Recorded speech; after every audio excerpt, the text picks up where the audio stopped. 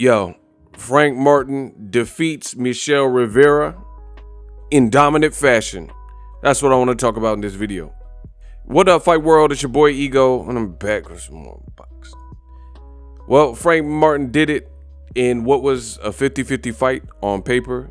He just went out and busted up and just kind of embarrassed Michele Rivera. It was a one-sided fight, so, bear with me. I'm going to give you guys my thoughts. So before the fight started, when they're doing ref instructions and whatnot, I posted this. I said, Rivera looks nervous to me. And then in the first round, I noticed Frank Martin was laser focused. He just seemed to be all business. He was landing some nice lefts, very beautiful straight left, very subtle body attack from Frank Martin. And the first two rounds were quasi competitive. I think it was the second or third where Frank Martin he started to open up a little bit more, and he had a lot of success.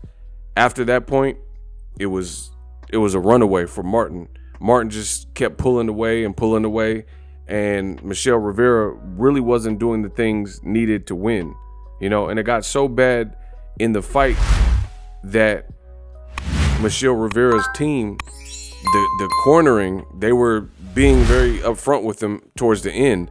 And entering round 10, they said that you need a knockout to win, and that's a bad thing for your fighter. So with 2 more rounds left and you're entering round 10, they're saying you need a knockout to win because you're so far behind and down, which is a testament to Frank Martin. Now, I also put this tweet. I said, Rivera seems like he doesn't have an identity so far in this fight. That's the problem with the Ali gimmick thing. You in a real fight, all that lookalike stuff don't matter. Rivera seems to be posturing and not really in the rhythm. I said this in round 2, I believe it was, very early in the fight, and clearly I didn't know the outcome because I was watching it in real time. This is my tweet in real time when I'm doing my round by round tweets on Twitter. Make sure you guys follow me at Boxingego. And I keep showing and proving my work that I'm the greatest doing this when it comes to talking boxing in the digital era. There is none greater. I give you guys facts, objective talking points, and then the stuff I say, you tend to see it happen in the fight. So I think that was kind of the story of the fight. Michele Rivera, he kept doing the same thing. And, I hate to say this because I said before the fight that I really like both guys and you didn't really want to see either fighter lose. But I got to be honest, and the way Michele Rivera fought tonight, he made it seem like the Ali thing seemed like more of a gimmick, because in the trenches, in those deep, dark moments, you looking like Ali means nothing. You got to learn to fight like him and have some tactics and backup plan and the heart Ali had and things like that. And that's where it fell flat, which made the whole Ali comparison thing, look-alike doppelganger thing, look cap, and it made it look like, a gimmick, because that's not what Muhammad Ali would have did. You watch his fight with Frazier, Sonny Liston, George Foreman, and the list goes on. So I think Frank Martin, and dare I say exposed, but that's the best word I can think of as of me recording this video. He exposed, because I've never seen Michele Rivera look quite like that. I don't think he looked like he did in other fights. And then, he had a good selling point with the Muhammad Ali thing.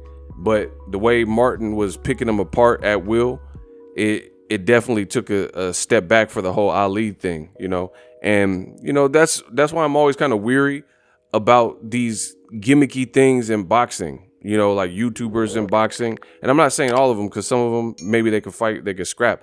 But just in general, anything that's a gimmick. I remember one time seeing Salvador Sanchez. It was his nephew or something. And he had to look down pat.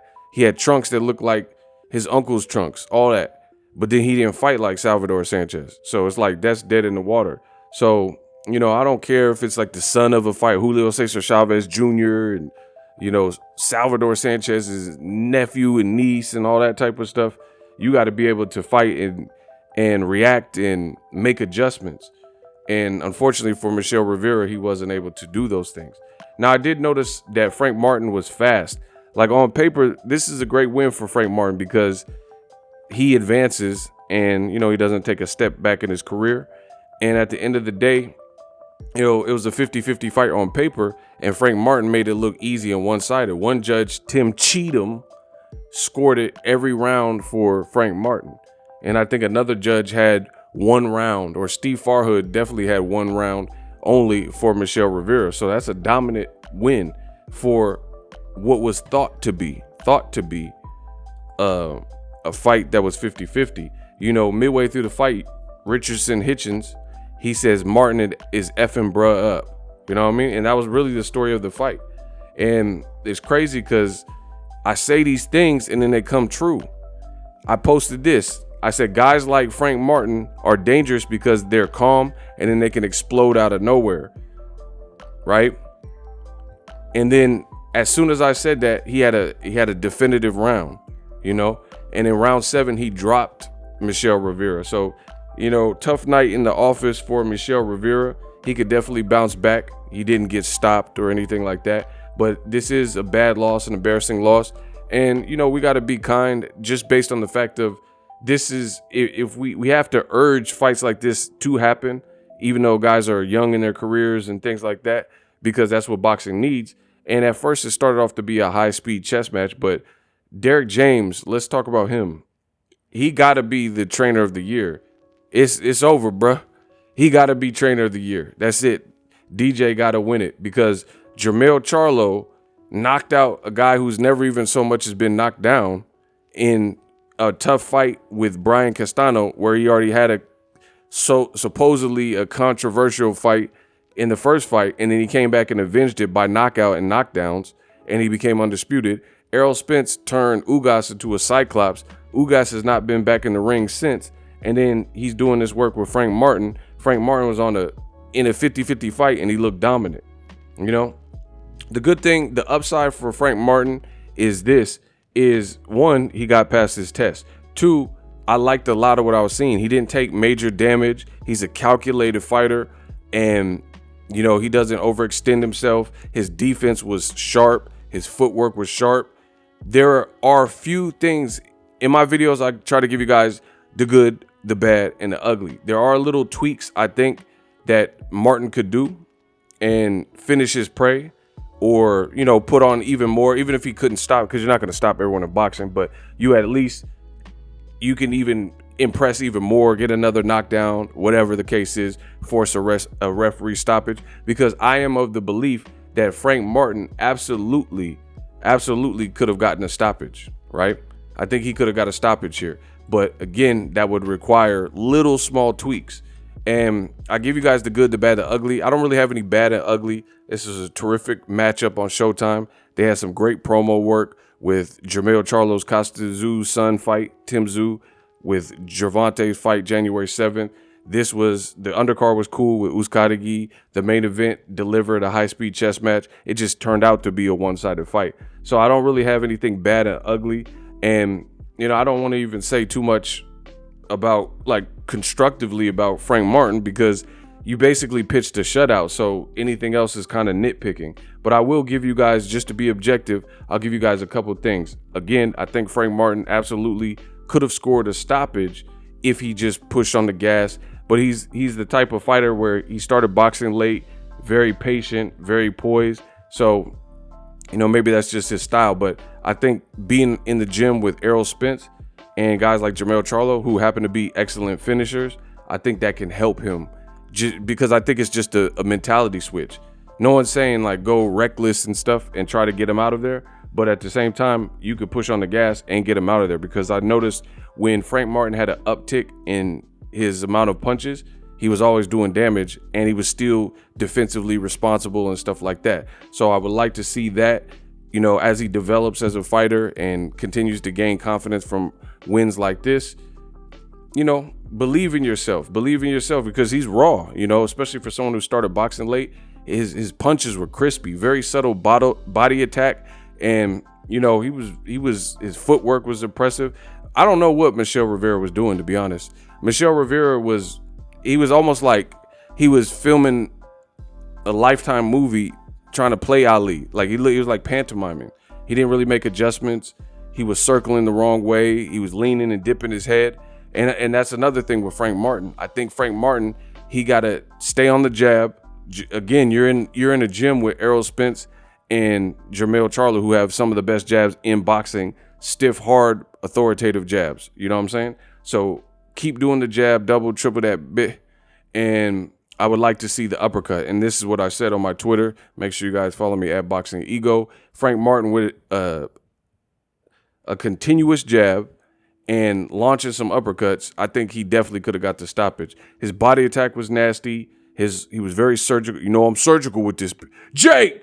You know, everything. I like what I've seen. Very impressive stuff. Again, I don't want to sound like I'm nitpicking, but that's why I gave you guys just a little taste of what I saw. But congratulations to Frank Martin, Michele Rivera. Keep his head up. You know, this happens. Some guy's gonna win. Some guy's gonna lose. They both stepped up, so I'm not mad at it. So congrats to Frank Martin. There was a round late in the fight where he threw a punch and it looked like he winced. So I don't know if he had hand troubles or hand issues, but he just has to believe in himself. And, you know, finishing is a mindset, in my opinion.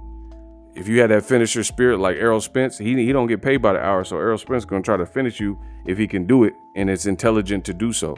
And I think Frank Martin, he just has to keep fighting these high-level fights. Lots of great fights out there for him. He called out Roley. He said Devin Haney. He said Tank Davis's name.